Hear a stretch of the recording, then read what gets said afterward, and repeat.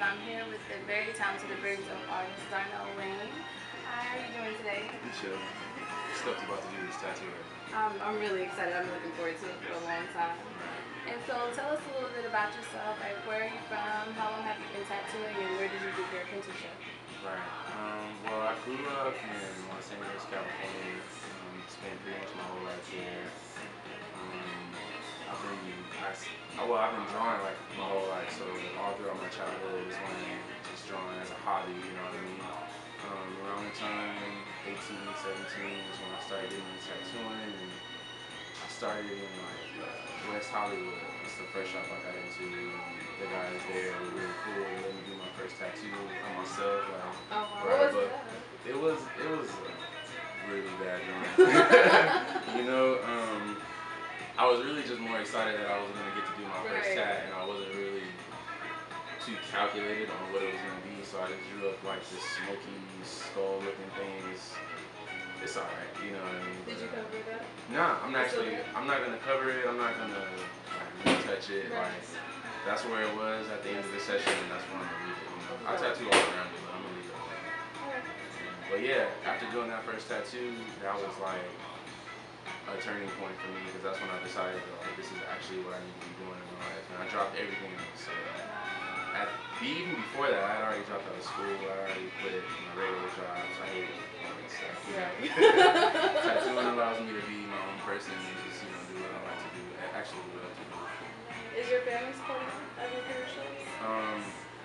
It took them a little bit, like my mom and my dad always been supportive of me as an artist, but as far as like choosing tattooing and my career choice, they were kind of like skeptical at first, because I just got out of high school. Like I wasn't working.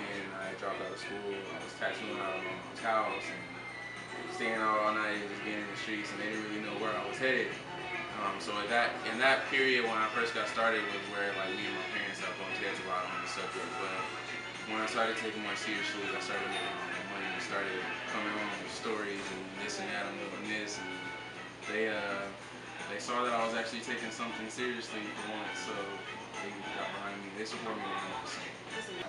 And you're such a talented artist in more ways than one, so what made you choose skin as your primary canvas? Well, in high school, a little hobby that I had was like drawing and painting, like on my shoes and my shirts and stuff, like just little designs and like faces of my favorite like musical artists and stuff. And it was cool because I just liked wearing my art, you know what I mean? Like just being able to just wear it around and stuff. And it was something that people really took to, and I got into like when I graduated high school, I wanted to go to art college, and I thought I could study fashion design because I was into drawing and painting on clothes, so I figured I could have my own clothing design or whatever. But once I started to get into that whole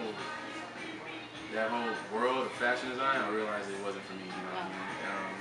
And tattooing just kind of presented itself in another way, because I used to design all my friends' tattoos around that age when we were starting to get our first stuff, and they would just take it to the tattoo shops and just get tattooed themselves, and they would always tell me I should just learn how to do it on my own. And it was nerve-wracking at first, because it was different from drawing to me. Like, you can't erase on somebody's skin and stuff, but I was like 17 and I was getting tatted at some dude's house and just watching him do what he was doing, just I started like that's the first thought that I had that I could actually do it, you know, and it was cool because people could still wear it, you know, it's like permanent tattoo. So around that time is when I actually started having the first thoughts that I could actually be a tattoo artist, and it just never left me. I told my moms that I wanted to learn, and luckily she talks about me so much at work. You know, one of her coworkers had a nephew who was a tattoo artist, and I got his number, and that's the guy that actually gave me my first apprenticeship. Oh wow. Yeah. So, I know you tattoo a lot of men and women. Which sex takes the pain the best? It's known all across the industry and by all tattoo enthusiasts that women take advantage of men, of course, you know. Have you ever had somebody pass out on you before? A couple times Really? people have passed out, and it's one of those situations where like it's so trippy for me because I almost like I know what to do, but I'm instantly in shock that this person is actually passing out because it doesn't usually happen often. So it's like a big deal when it does, and like I gotta get myself together, hold up, and then after I'm taken care of, then I can tend to them, make sure that they're okay. It's usually like, you know, one guy passed out because he didn't eat anything before he came to the shop. Another dude passed out because he was really, really anxious and he was holding his breath. Holding your breath is a big deal, but people don't pass out often. You know, I'm not drilling people, like, just making it excruciating. I hope not. Well, what's your favorite style of tattooing? I love photorealism. I love doing portraits, of course. Yeah, I remember just learning, not even before I started tattooing, I used to just watch shows like LA Ink and watch Kat Von D do portraits and stuff. And I was just like, damn, I want to do that shit one day. So, yeah, anything where somebody wants something photorealistic, like stuff like this, that's actually a piece that I've been working on a guy's back. Like, stuff like that is what I really love to do. I like to tackle whatever style the client wants, of course. I don't just stick to one thing, but I have most fun with like photorealistic stuff. Well, one of the perks of being a tattoo artist is that you get to travel all over and meet so many people from different walks of life. What city or country's tattoo culture that you haven't already experienced firsthand would you like to one day be a part of? Man, that's crazy. Because one of the things I really want to do just in life is travel, like anywhere pretty much. Different countries, like a lot of different like Spanish countries, like Spain, have really good artists that I've seen. I don't know why, but I want to go check out Australia. I know a couple artists that have tattooed and lived out there, and they speak highly of it. Anywhere in the U.S., you know, I'm pretty much down to go anywhere and work. That was one of the reasons why I wanted to get into tattooing as well, because you can go anywhere and do it, so I don't have to stay in one place. Right. Yeah. What don't you like about being a tattoo artist? There's not many things, you know what I mean? It's a privilege to do what I do and have it take care of me, but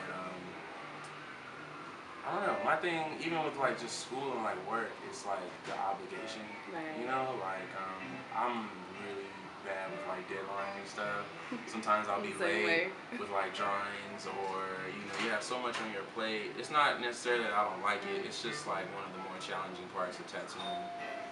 Dealing with all the clients, dealing with everybody's different needs and wants as far as their design and their tattoo and their time frames and their schedules and their lifestyle and their story. You got to deal with all of that on a daily basis, you know. So it can be a bit much sometimes, but like it's all a part of the lifestyle. So.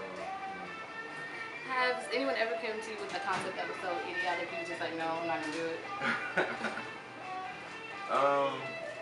No.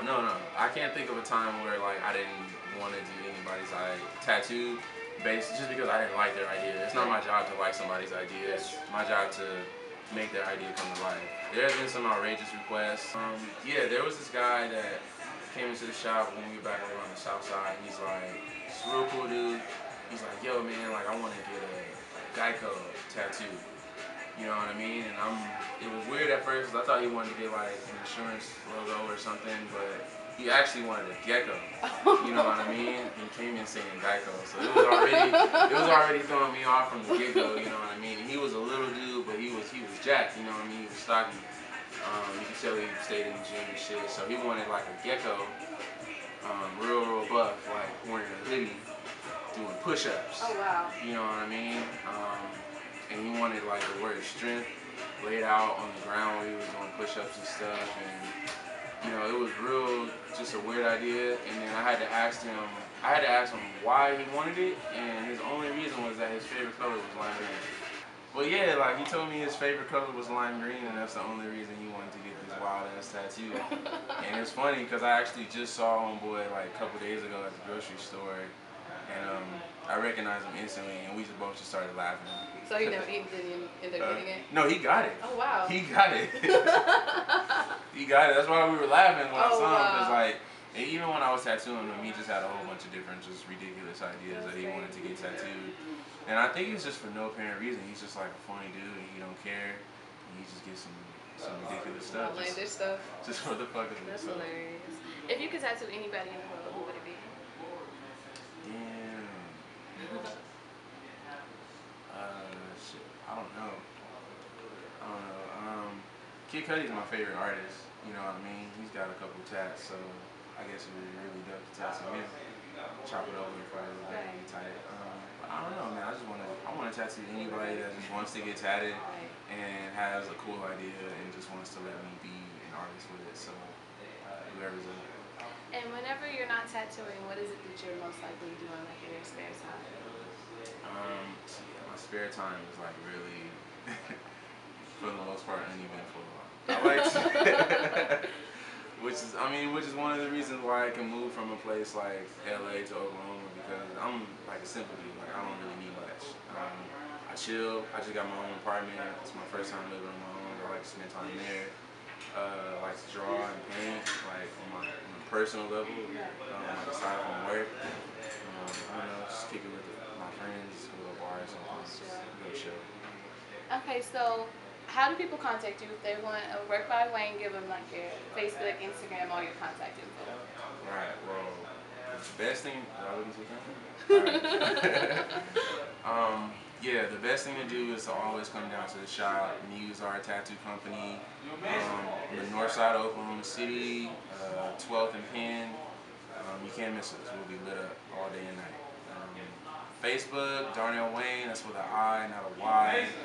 Works by Waine is my Instagram. Works by Waine is the website.